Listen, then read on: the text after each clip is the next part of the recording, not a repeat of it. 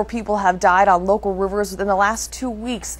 The most recent accident happened Friday. It claimed the life of chair of Eastern Washington University's Chemistry and Biochemistry department. Dr. Tony Ertling was kayaking with friends on Marble Creek, a tributary of the St. Joe River in North Idaho, when he ran into trouble. No one witnessed the accident, but friends found his body in the creek later in the evening. KXY4 Sally Showman has more. Dr. Ertling had kayaked for more than 20 years. According to a friend who was on the trip with him last weekend, he had a life vest on, a helmet on. He was prepared for the water. In fact, he had kayaked this very same stretch at least a half a dozen times before, but somehow something went terribly wrong. This was an accident, in our estimation, that was beyond our control. It was just circumstantial. Dr. Tony Ertling spent the last hours of his life doing what he loved most.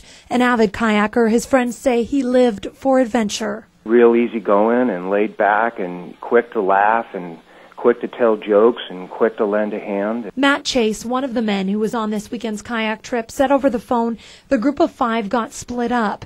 They lost track of Dr. Ertling and later found his body upstream. Chase says they will likely never know what went wrong. We've talked about it a lot in the last couple of days, and what could we have done differently? Did we do something wrong?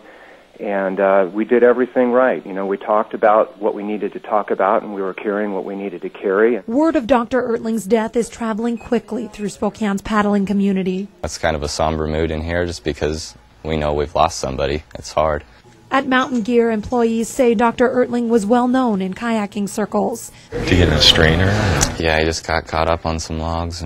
They say his death is a tragic reminder that rivers can claim the lives of even the strongest, most prepared paddlers. Unfortunately, it's terrible that this is the way that wake-up calls happen. It's really sad that we have to lose someone who's so experienced that a lot of people can learn from. It's part of who we are, and it's been our lifestyle, for as long as any of us can remember. And we'll continue to paddle in his honor and think about him a lot. Dr. Ertling was just finishing up his first year as the chair of the Chemistry and Biochemistry departments at EWU. He leaves behind a wife of 9 years. In the newsroom, Sally Showman, KXLY4 HD News.